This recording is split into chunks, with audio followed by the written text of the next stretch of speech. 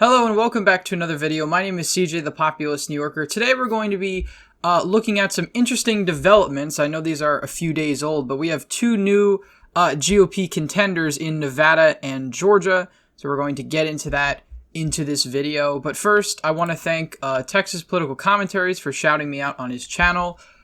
Please subscribe to his channel, show him some support. Link will be down in the description. So, of course, today we're going to talk about some developments that are a couple days old, but I figured they'd be important to the 2022 midterm analysis, and that is the fact that Adam Laxalt, who was the former 2018 gubernatorial candidate in Nevada, has entered the Senate race, as well as Herschel Walker entering the Senate race in the state of Georgia. So on the map now is my current gauging of the Senate races in 2022. Of course, I've put Nevada and Georgia as toss-up, just for the sake of this video, because if the GOP were to capture both of these seats, they would have a majority in the Senate. They would be able to take back the Senate, even if they lost a state like Pennsylvania. If they hold on to the state of Pennsylvania and pick up Nevada and Georgia, they'd be in a very good position. They would have a two-seat majority in the Senate, and that would probably only expand in 2024, depending on the kind of year it is for either of the parties.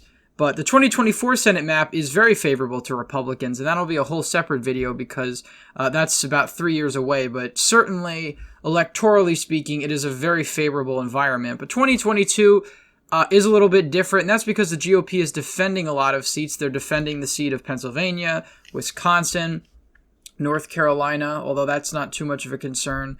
But they lost a lot of seats in 2020 rather. They lost Arizona, they lost Colorado, and ultimately it'll come down to how strong the Republicans are going to be in this off year, how big of an off year red bump it is. And Nevada and Georgia are states that are very narrow blue states. Georgia is more of a purple state, although I really do think Democrats at this point have the advantage given the sheer amount of voter registration that was done between 2018 and 2020, which drove out the electorate in force for Joe Biden and the Democrats. If we just take a look quickly at the Nevada 2022 Senate race, we have just one poll so far, and it has Adam Laxalt up by 10. Now, I'm extremely skeptical of this poll. One, because it is over a year and a half out, or about a year and a half out. And two, of course, it's a Republican internal, but also the margin of error is nearly 4 points. So really it could be +4 for Cortez Masto, -4 for Adam Laxalt. But I really do think a 10-point majority is something to be skeptical of. Now, if Laxalt was only up by a few points, I'd probably see it. But I believe some of the pollsters had this race as likely D. It's been moved down to lean D as of recently, given the fact that these pollsters are realizing that Nevada is going to be very close in 2022, as it was in 2020 and 2016. Now, if we look at the presidential election results out of Nevada in 2020, it was one of the only Clinton swing states to move to the right. It moved right by 0.1%, thereabout. But we're looking at a state that Joe Biden barely got over 50%, and that Donald Trump got nearly 48% of the vote. You know, this is a state that's been trending red since 2008. Ever since 2008, Republicans have been doing better and better and better in the state in terms of their margins. Clark County has gotten redder. It was a much bluer county back in 2008. If that trend continues in Clark County, if Republicans even improve by about a point or so, they're looking at a statewide victory in the state of Nevada. If we take a look at Laxalt's last statewide run, it was back in 2018 against Steve Sisolak, who's the current incumbent governor in Nevada. He's actually running for re-election against, I believe, Dean Heller, the former Republican senator from Nevada, is going to be announcing his candidacy soon to run for governor. That'll certainly be interesting, although I have seen many polls that indicate that Sisolak would probably run above Cortez Masto, which is very interesting, but part of the reason is people tend to know their governor a lot more than they know their senator. Steve Sisolak probably has more name recognition, even though Cortez Masto's been in the Senate since 2017. Nonetheless, both of them could still easily win re-election in 2022, but it seems to be like it's going to be more difficult now that, the Republicans have a big name like Adam Laxalt. This doesn't guarantee the GOP victory at all, but it's probably their best chance at winning this seat. Laxalt only lost by around 4 points in 2018 in the governor's race. But I think in 2014, though, his victory for Attorney General was actually only by around 2 points. So he ran behind a lot of the Republicans. But I think he's certainly gained ground as of recently. So, again, this is just a big development in the state of Nevada. Republicans finally have a big name candidate to run in the Senate. Objectively, probably their strongest candidate, unless Brian Sandoval decided to run for Senate, although I think he's declined. I don't think he has any interest in doing so. Yeah, no, he's not running for Senate. He would probably be the GOP's strongest contender for that seat. But you have Adam Laxalt. You also have a few others that probably really won't get anywhere. And that's on the Republican side, of course. And if we look at Georgia in the 2022 election, Herschel Walker is now an official candidate, former football star, friend of Donald Trump. He was always the Republican polling the best among against Raphael Warnock. He always polled ahead of him in recent polls. The latest poll, and again, this is a Democratic poll, has him down by just 2.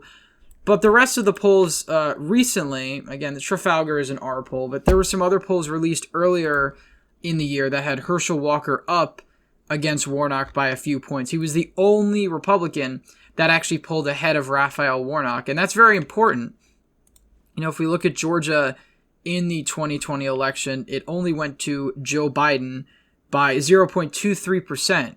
That's only 11,000 votes, nearly 12,000 votes. And, had the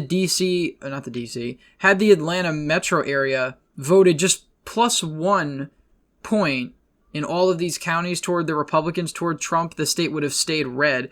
But the Atlanta metro area has trended so far to the left since 2012, when it was probably at its reddest in recent memory. And of course, before that, you'd have to go back to 2004. I don't see mathematically a path for the GOP in Georgia in the near future.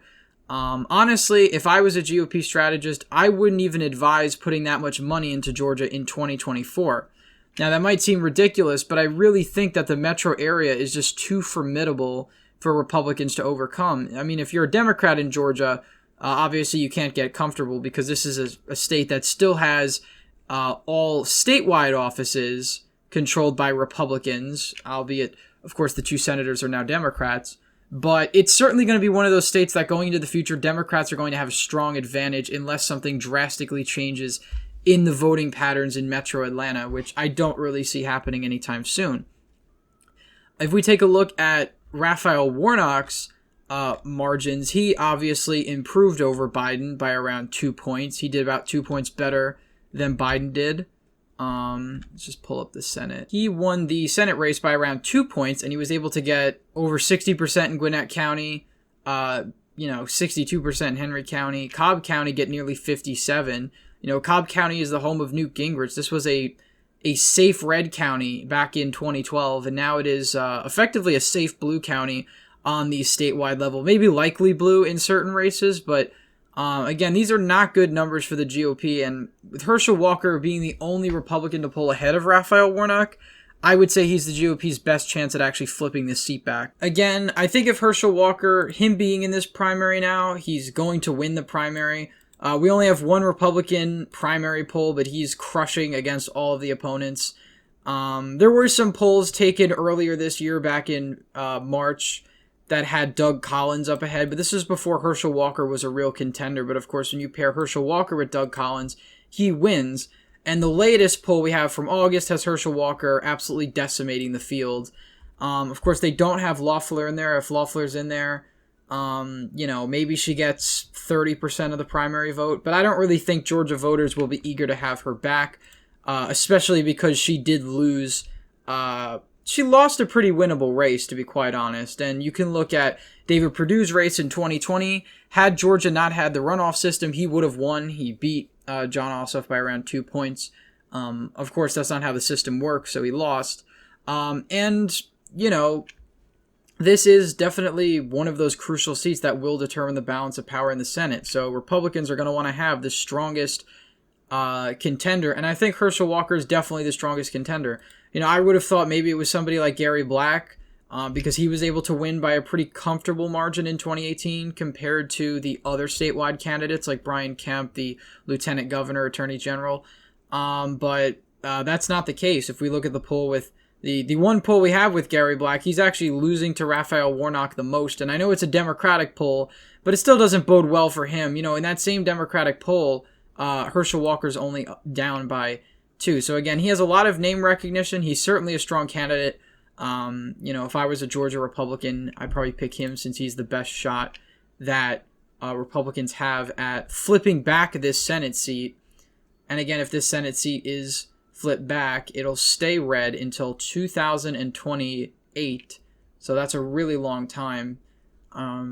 So it all really comes down to that. Senate control for a long time will be hinged on this Senate race. And, you know, states like Georgia, states like Nevada, these are the states where the 2022 midterms are going to be battled. These are going to be, you know, obviously the 5 closest Senate races, I think, are going to be Wisconsin, Pennsylvania, Georgia, Arizona, and Nevada.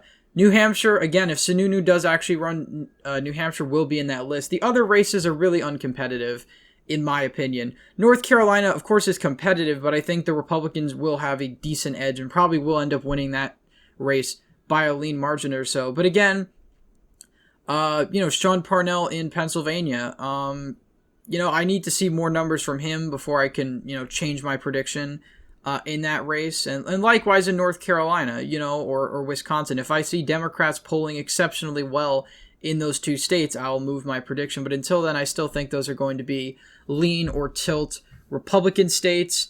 And of course, Nevada and Georgia at this point are probably toss-up. I mean, objectively speaking, of course, we need to see some new polling with these new developments between Laxalt and Cortez Masto and Walker, Herschel Walker and Raphael Warnock. So once we get more polling out of that, I can really give you a more confident sense of where I think both of those races are headed.